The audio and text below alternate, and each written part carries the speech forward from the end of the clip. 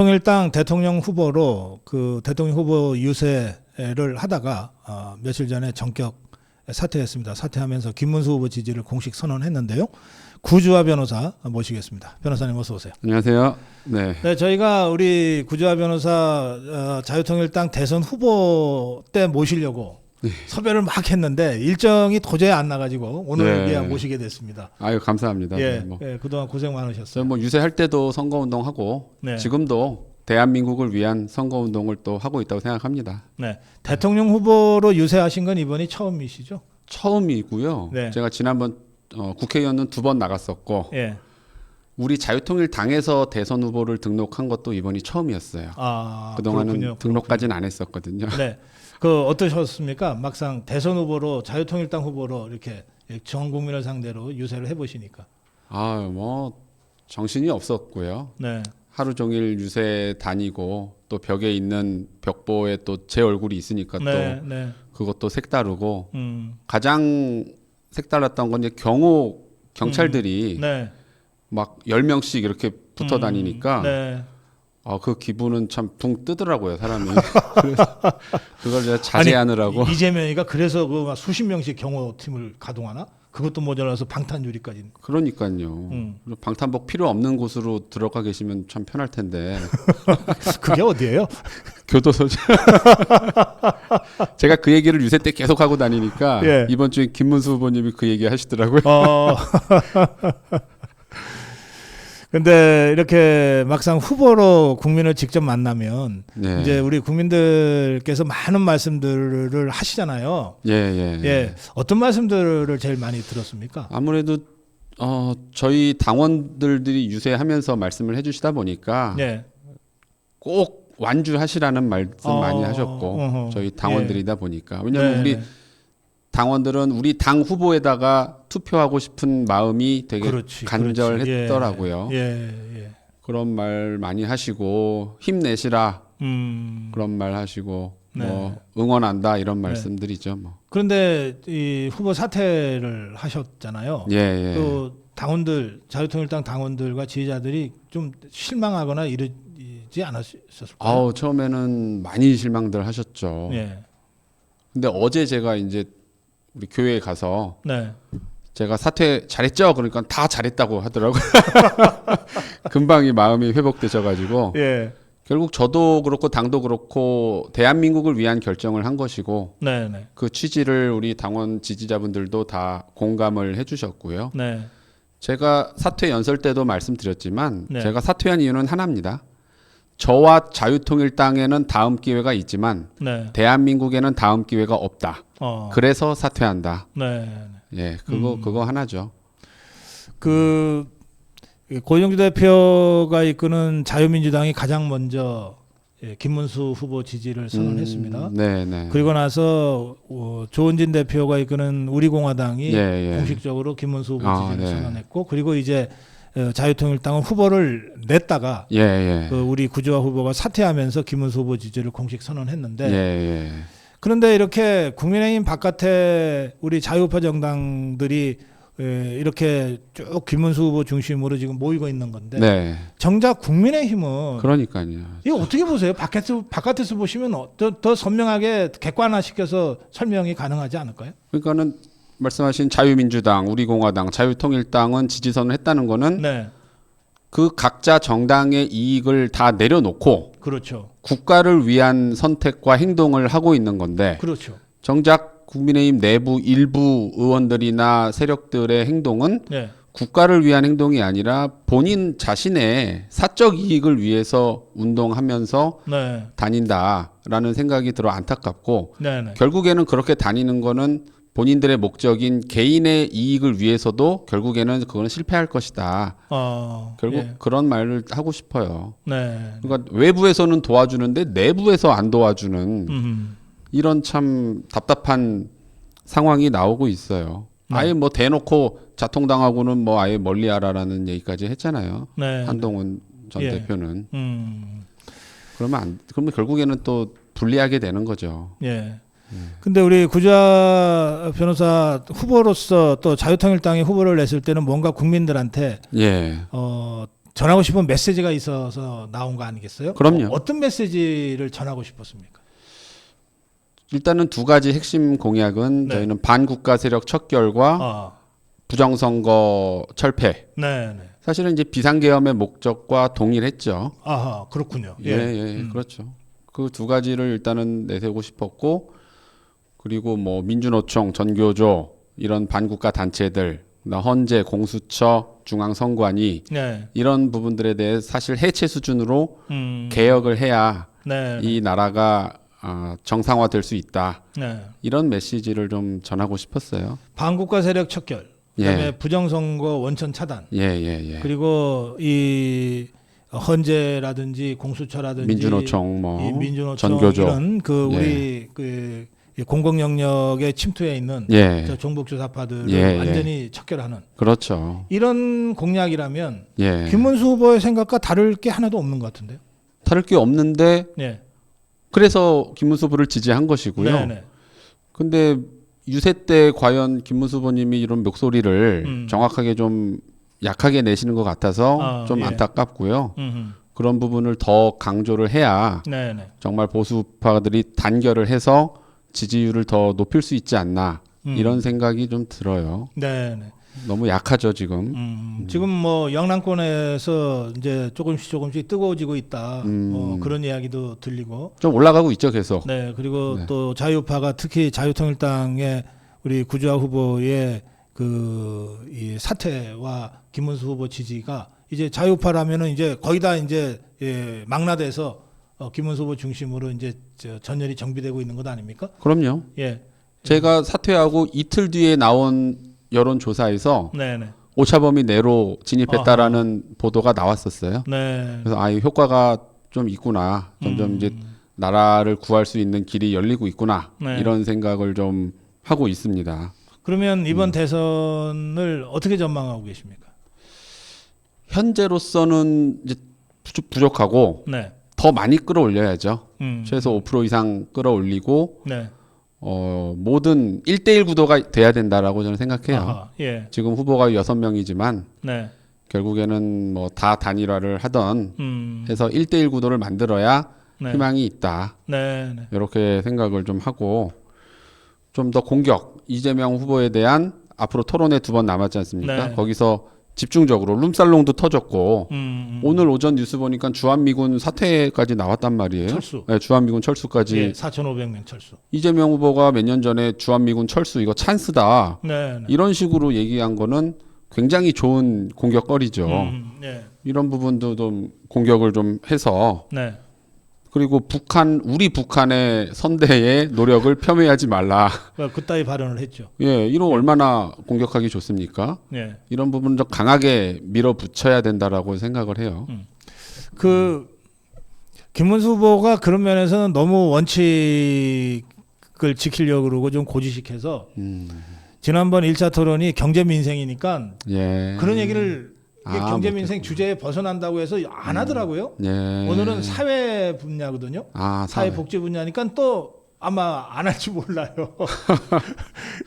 3차 토론이 정치 분야하고 안보 분야니까 거기서 집중적으로 할지는 모르겠는데 사실은 우리 국민들은 이게 경제 분야니까 이게 사회복지 분야니까 이렇게 안 하잖아요. 그럼요. 그냥 뜨거운 이슈에 대해서 토론하면 되는 거지. 그럼요. 그리고 이 종북주사파 이념 문제는 단순한 이념이 아니라 전 분야 경제, 사회, 그렇죠. 교육, 문화에 다 영향을 미치는 내용이거든요. 그래서 그 점을 좀 오늘 강하게 공격을 해주셨으면 좋겠어요. 그리고 김문수 후보는 제가 또 재판 변호인이거든요, 지금. 그래요? 지금 2개 재판 받으시는데 둘 다 제가 변호를 했고요.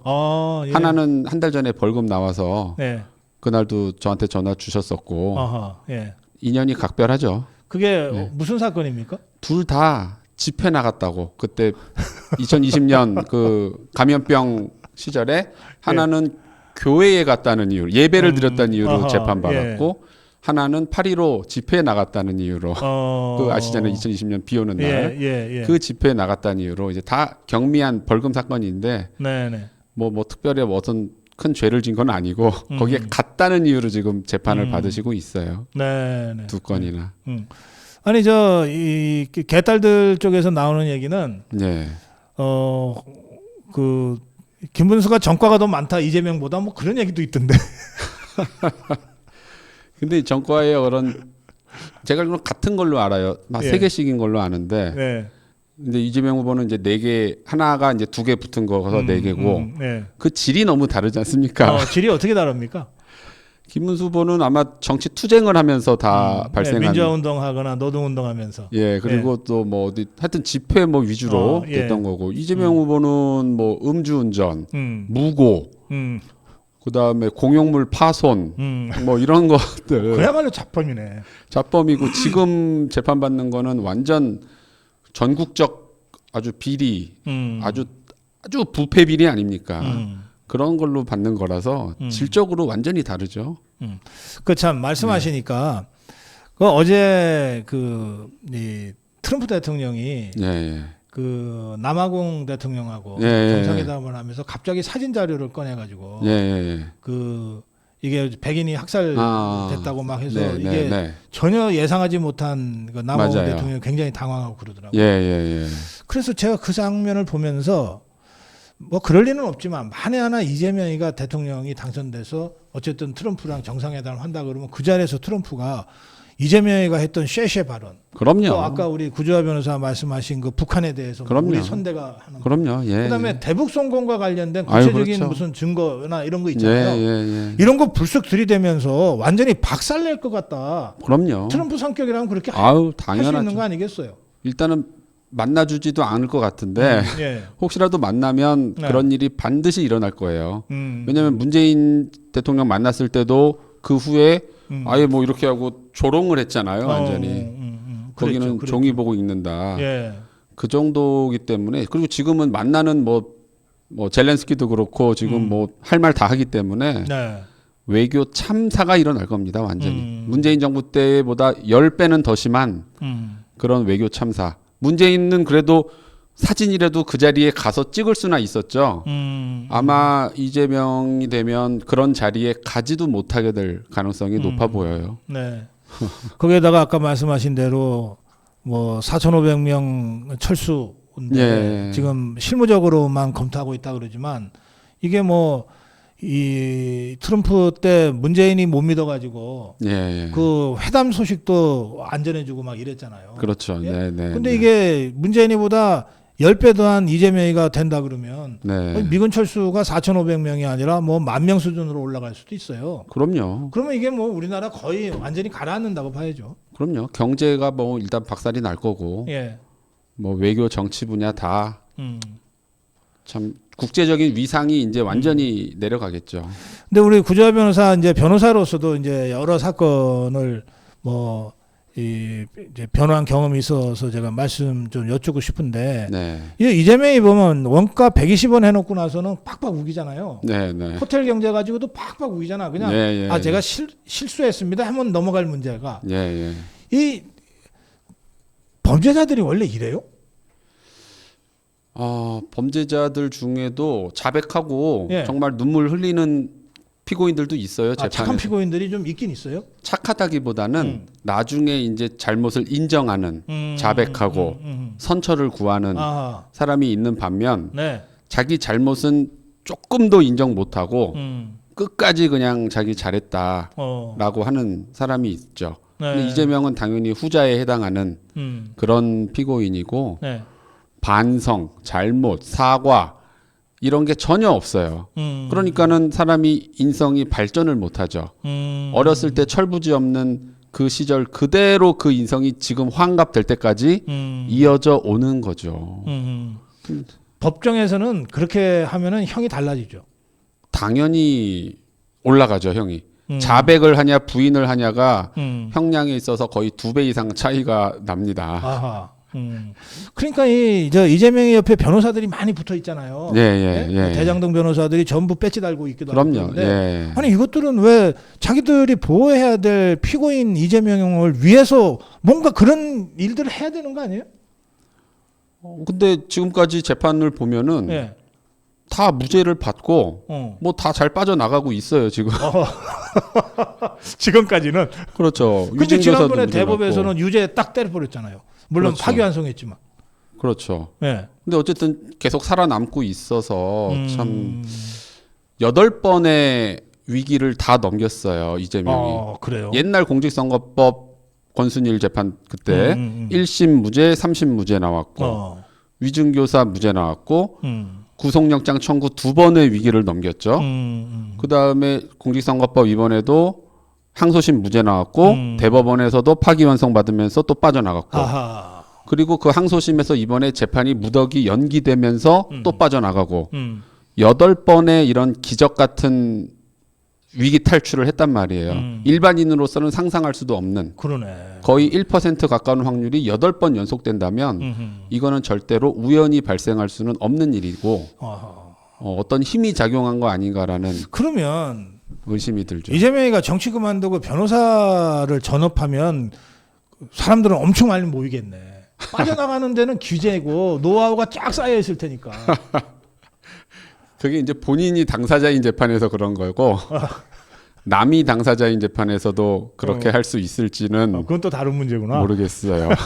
알겠습니다. 네, 이 자유통일당 후보로 유세를 한 일주일 정도 하다가 이제 사퇴를 하셨는데 왜 김문수입니까? 김문수 후보는 뭐 누구나 알다시피 자유민주주의를 수호할 수 있는 현재 후보 중에는 적임자라고 생각을 하고 또 자유통일당에 계시던 분이기도 하고 우리 광화문하고는 뭐 아주 밀접한 분이시기도 하고 그런 점에서 대한민국을 지금 위기에서 구할 수 있는 유일한 후보이다라고 생각을 합니다. 그래요. 아니 2000년에 있었던 그 광화문 국민혁명 당시에 집회에 나갔다는 이유로 또 당시에 그 문재인이가 정치 방역하면서 교회도 못 나가게 했을 때 교회 갔다는 이유로 지금 재판을 받고 있는데 변호사예요. 변호인을 제가 맡고 있어요. 그런데 지금 국민의힘에서는 자유통일당 가까이 오지 마라 뭐 이러고 있다면서요. 그렇죠. 자유통일당과는 뭐 가까이 하면 안 된다. 이런 참. 아이고, 뭐 변호도 그만 두란 얘기입니까? 마무리 한 말씀 듣겠습니다. 그럼에도 불구하고 자유통일당과 우리 구주화 전 후보는 김문수 당선을 위해서 할 수 있는 모든 것을 다 하고 있다고 제가 지금 알고 있습니다. 마무리 한 말씀 듣겠습니다. 뭐 여당을 그동안 지지했던 분들이야 당연히 김문수 후보를 투표할 것이라고 생각을 하고요. 또 우리 자유통일당을 지지했던 우리 광화문 세력분들도 정말 저에게 투표한다라는 심정으로 이번에는 김문수 후보에게 투표를 해 주시기를 바랍니다. 그 이유는 저와 자유통일당은 다음 기회가 있지만 대한민국에는 다음 기회가 없기 때문입니다. 이상입니다. 구주화 변호사와의 대담 여기서 마무리하겠습니다. 잠깐 전하는 말씀 듣고 금요일 날이니까 고성범 본부장 잠깐이라도 여러분들 얼굴 보셔야 되잖아요. 고성범 변호사 다시 오겠습니다. 구주화 변호사님 고맙습니다. 네, 감사합니다.